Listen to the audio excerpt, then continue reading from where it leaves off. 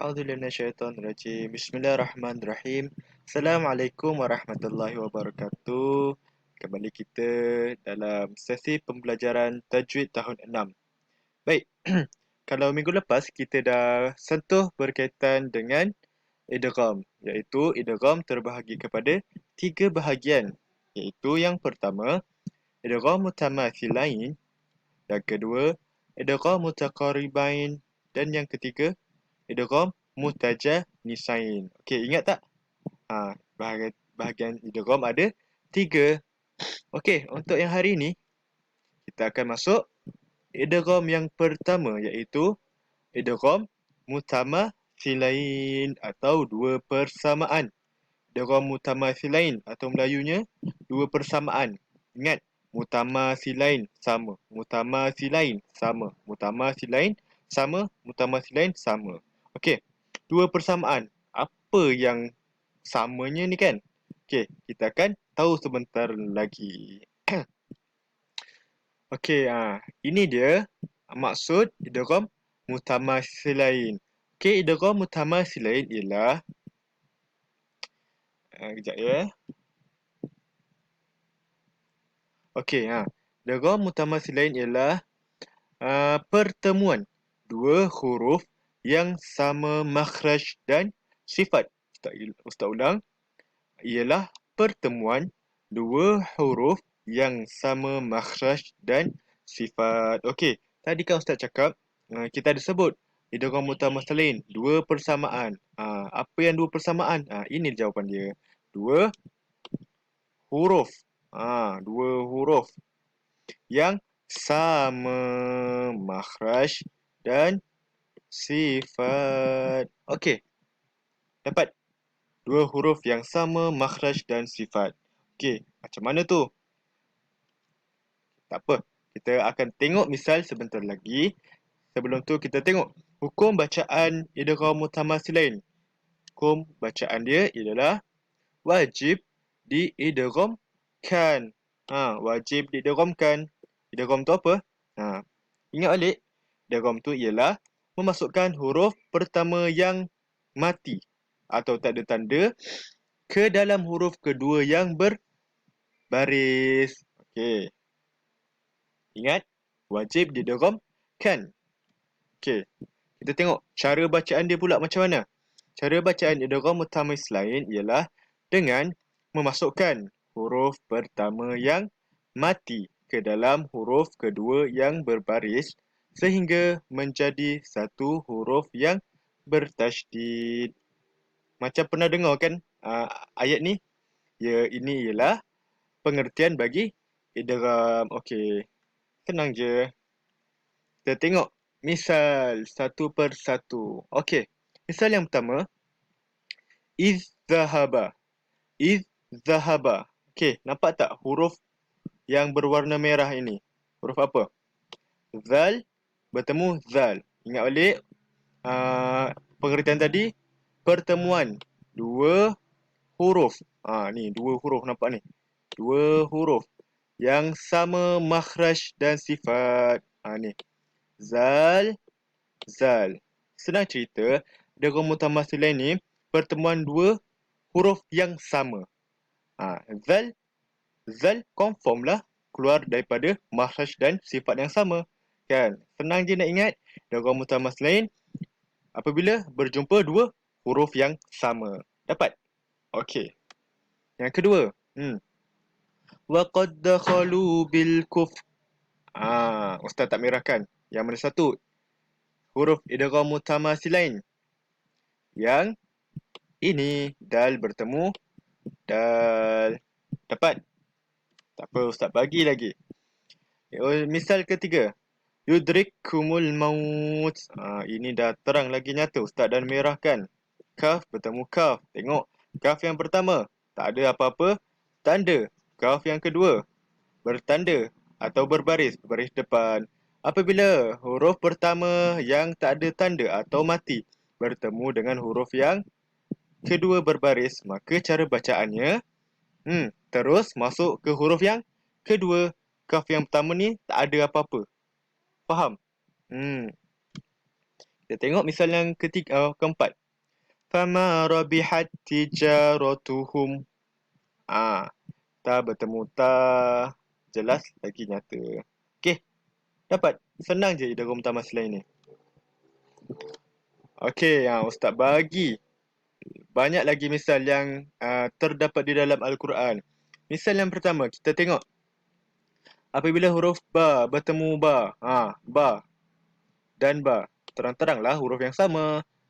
Kalau dah huruf sama, mestilah dia keluar daripada makhraj yang sama dan sifat yang sama. Okey. Idhhab bi kitabi hadha fa'alqih ilaihim. Idhhab bi kitabi hadha fa'alqih ilaihim. Ba bertemu ba. Yang kedua, ta bertemu ta. Fama rabihat tijaratuhum. Ta bertemu ta. Kemudian dal bertemu dal.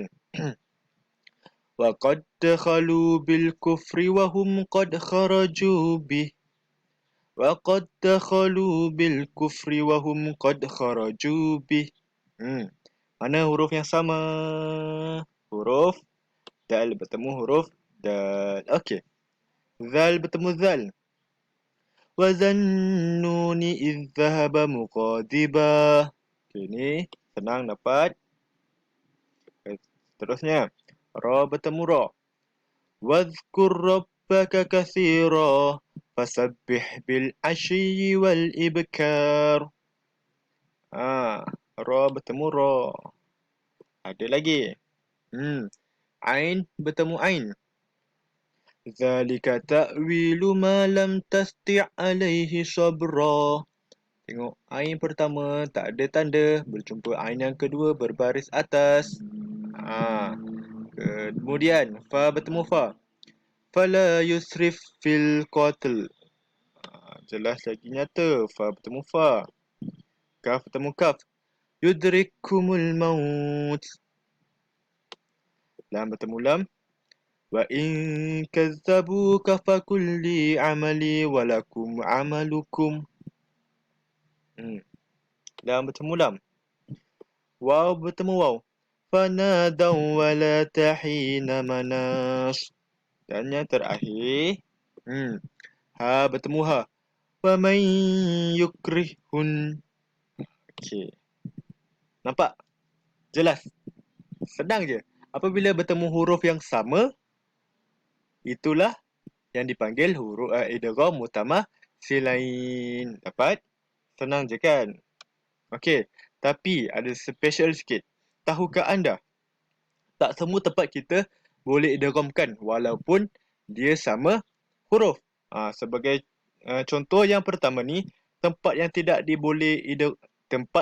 boleh diidghamkan, iaitu jika huruf pertama terdiri daripada huruf mad. Huruf mad apa? Tapi ingat lagi? Huruf mad alif, waw, ya, awi. Alif, waw, ya, awi. Contoh. Fi yawmin kana miqdaruhu khamsina alfa sanah. Cuba tengok dalam ayat ini, mana yang huruf sama? Huruf ya. Betul. Ya bertemu ya. Kalau tadi ikut apa yang kita belajar, kalau huruf sama, makhraj sama, sifat sama, kita panggil idgham mutamatsilain. Tapi ni kenapa bukan idgham mutamatsilain? Okey, sebab ini ada hukum lain. Ingat tak? Ni hukumnya mad asli dibaca 2 harakat. Okey, itu situasi yang pertama. Situasi kedua, jika berlaku sakta. Okey. Ma aghna anni maliyah halaka anni sultaniyah. Cuba tengok mana satu yang ada sama huruf. Okey, ni tengok nampak ni. Ni ha bertemu ha. Sepatutnya kita kena baca idgham.